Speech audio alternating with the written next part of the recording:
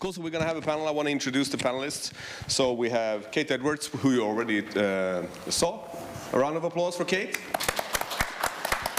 We have Anette Staloy from Dirtybit. Yes. That's Anette. Welcome, welcome.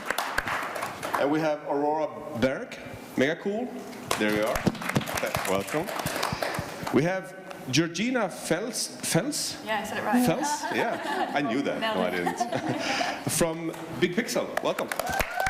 Whoa, look at that. She won, I think. No? Well done. And we have Jayvian Hong. Yes. From, did I pronounce that right? Yes. Welcome. Come on. All right, cool. And last but not least, David Smith from Women in Games. Welcome. That's a difficult one.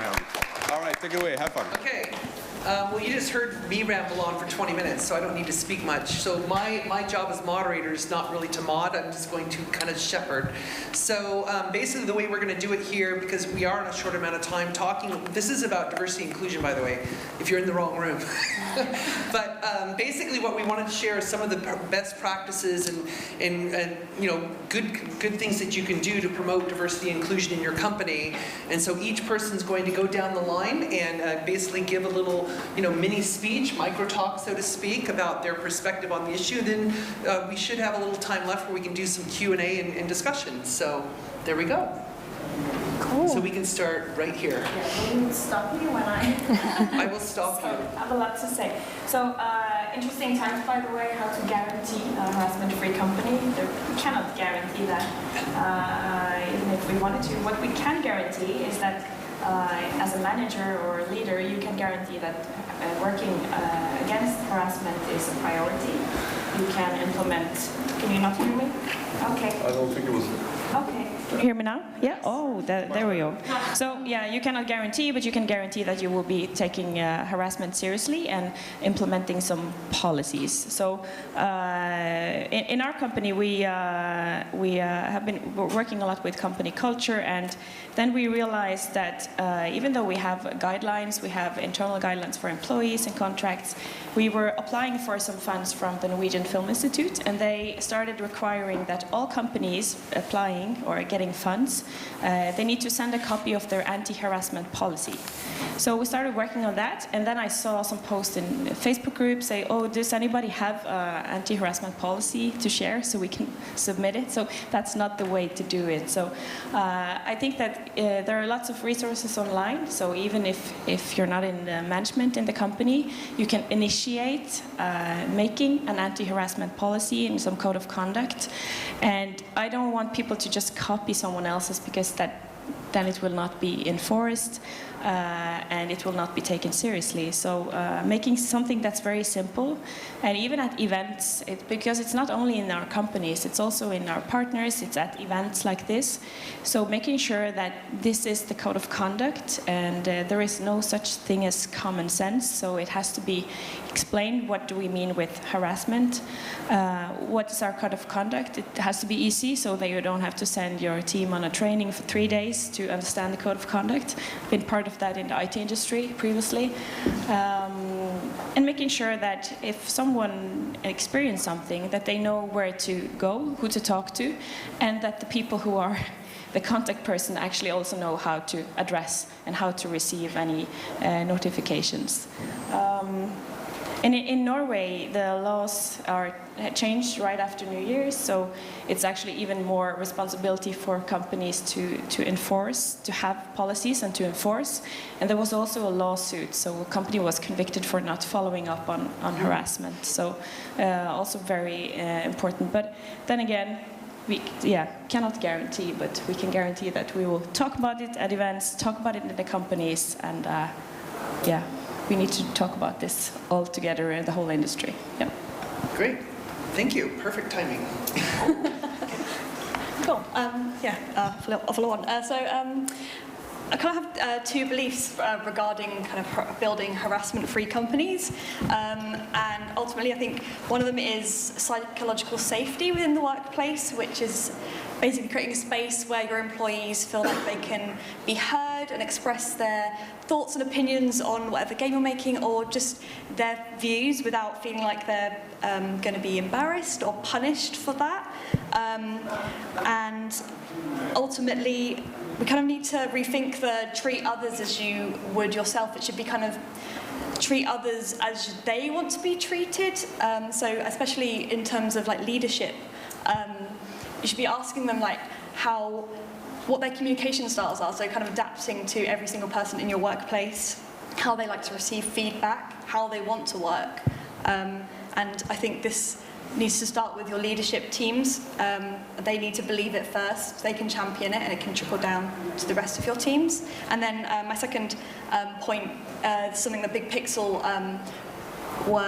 realised when we started growing quite quickly, is that culture interviews are really important. It's not just enough to interview someone on their technical ability. You also need to understand if this employee is going to work well within your team and believe in your core values.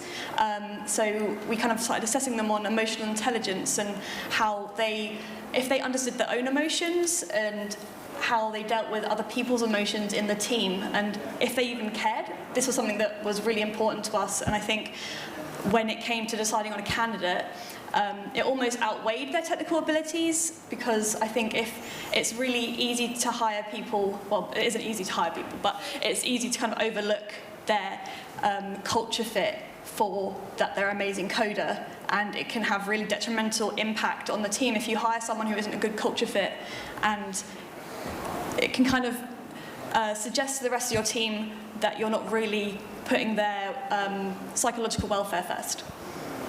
Great. Cool. Hopefully everyone can hear me well. It's okay. So very, very pleased that Miniclip is the sponsor for this track. I think it's very important that we all, like Katie said, voice out a lot of these things together, so together we can build a better and safe community for all of us who are working here as well. So at Miniclip, very fortunate for my team especially, my colleagues, my leaders in our company are very vocal and protective of their employees. Internally, we do a survey every 6 months, and we ask employees, how do you feel about working in Miniclip? You know, why are you proud of working with Miniclip, and what can we do better to improve this working environment for people, for Miniclippers? And if there is any issue that came about that's slightly close to harassment, because again, I'll talk a little bit about types of harassment, we take it very seriously. All of these feedback and all of these surveys are done anonymously, so employees feel very safe to voice out their opinions, whether or not they feel mildly insecure or secure about what they do. So that's a really good way of voicing, because they know that actually steps will be taken if they do make a comment about things. And externally, because of our role as biz staff, we come out to a lot of these conferences a lot, and we meet a lot of different types of people. And obviously, I want to naively believe that everyone who works here are nice, they're kind people, but obviously sometimes there are bad apples among us. And I've been very fortunate myself, because our leaders at Miniclip are very protective. If they see that any sort of bad apples are roaming around female employees, they always make sure that the female employees are very protected.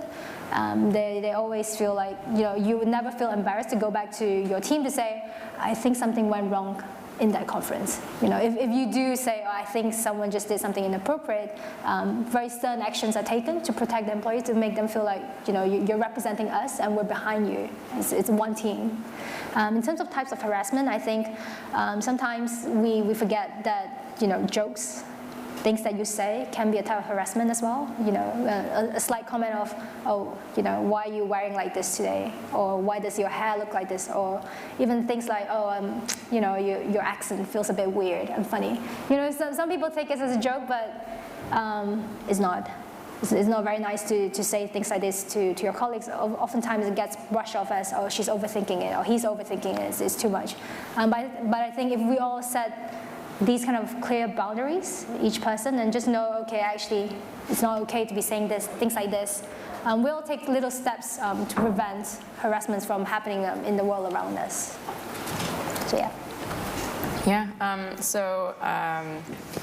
My company is working out of California, and we recently got acquired by a bigger company, and so I'm now learning, like we were a small company, primarily Nordic people, and so we're like culturally we're very much aligned, and since we're small we were able to understand everyone and much better. But now that we're bigger, I'm also learning a lot more about the rules in California specifically, but like there's a new law that is coming into play like January 1st next year, and it's about that every company more than 5 people has to prove that they've taken their employees through harassment training.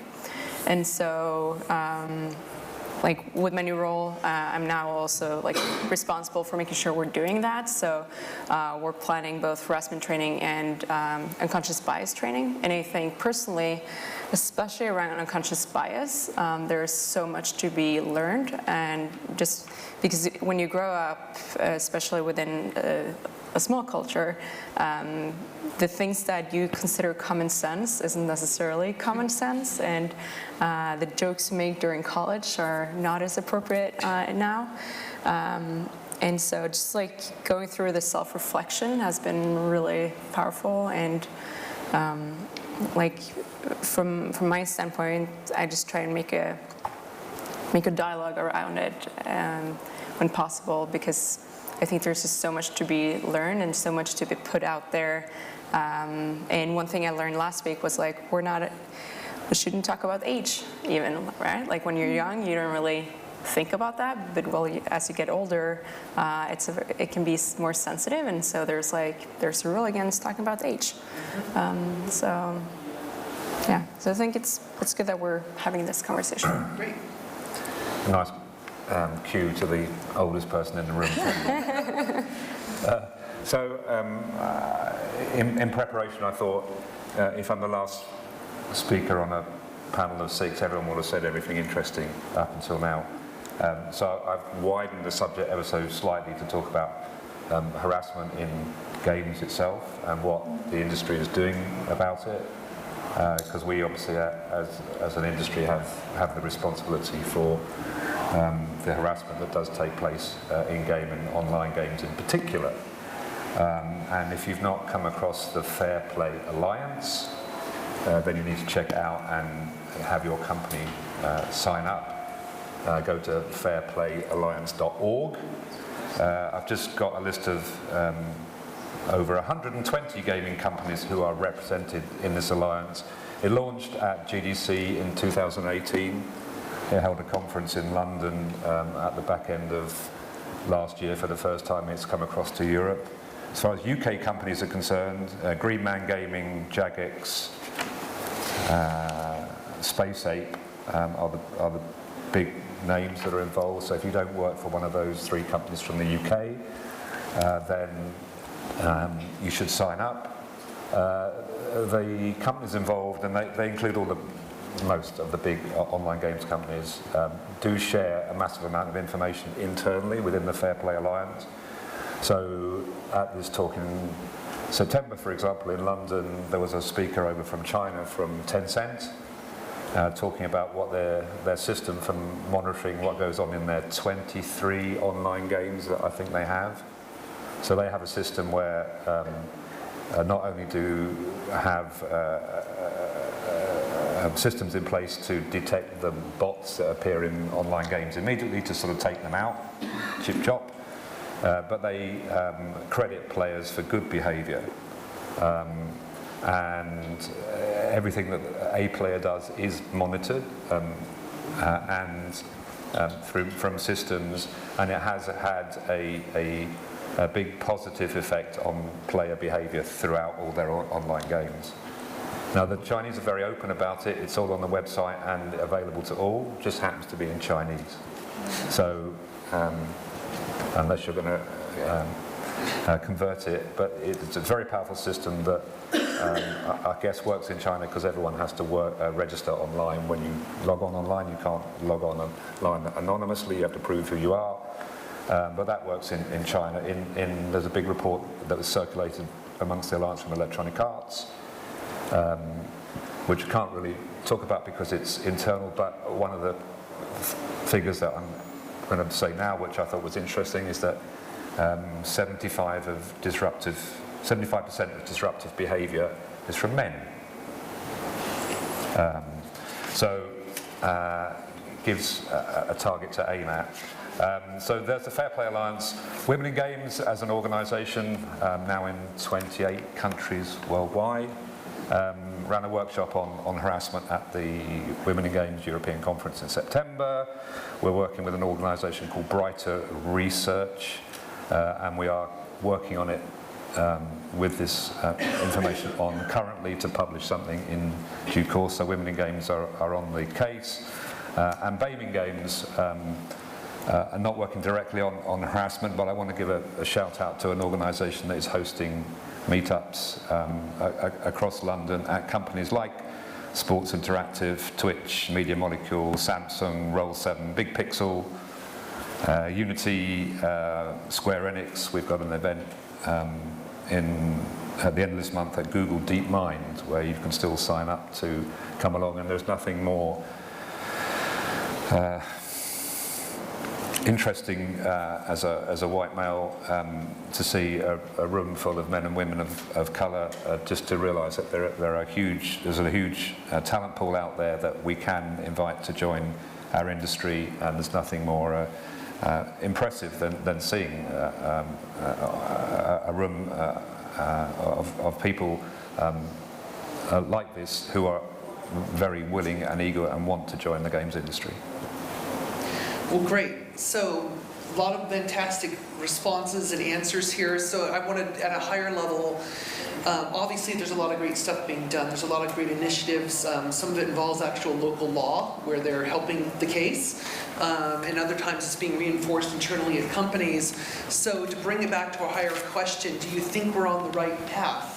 In general, I mean, we know that getting to a place of no harassment is probably never going to happen unless you actually change human behavior, which, good luck. But creating that buffer, whether it's a technology buffer or even better, human behavior buffer, so that we don't have to deal with it as much. I mean, in your perception, are we on the right path at this point, or are we still, struggling to kind of get it? Because I know, and I'm saying this in the context of, I recall all the discussions we were having 5 years ago at this time, which was right at the very height of Gamergate. There was a lot of, angst over, the industry doesn't get it, and, it's trying to understand what was going on. And now in the wake of that 5 years later, we've seen a lot of great stuff happen, but then it's like, but is enough happening? And I'm kind of curious on your opinions on that. I mean, are we where you expected us to be, or would you wish? Obviously, it'd be nice if we were much further along, but I guess in a way, I'm asking, do you have hope? Yes, hope absolutely. Hope absolutely, but still hearing so many stories, both here and people I meet. It's so much about not being taken seriously if something happens, and not seeing there are consequences, or even people having the experience of not being heard, so they just keep it to themselves, and they think that's probably me. I heard lots of stories earlier today as well, so well, yeah, maybe. I don't know. I don't think we're there. No, I think that there's definitely a lot to be done, especially on giving people, hopefully, I don't want to use the word victim, but maybe victim is the right word to use here. Maybe more opportunities, or more like a safe place for the victims to be able to channel their fears and to be able to just report, whether anonymously or not, at their choice, of things that have happened to them. Because I think if we talk about it, there will be less of it. If there are enough people who voice out against it, if there are people who condemn it, slowly it becomes a behavior that we don't accept collectively. And if all of us stand together and say, okay, this is not acceptable, we should stop doing this, then gradually, hopefully, there'll be less of this happening. But right now, it's less. Yeah. I think we're on a path, and we're heading in the right direction, whether you can call it a single path that you know how you're going to get down there. 2 or 3 years ago, there was nothing happening. So the fact that people have come together to form a cross-industry alliance, and the fact that there is legislation happening in just about every country, and that there is good practice at some developers in each country that can obviously be spread across other developers. You know, we've got a massive way to go, and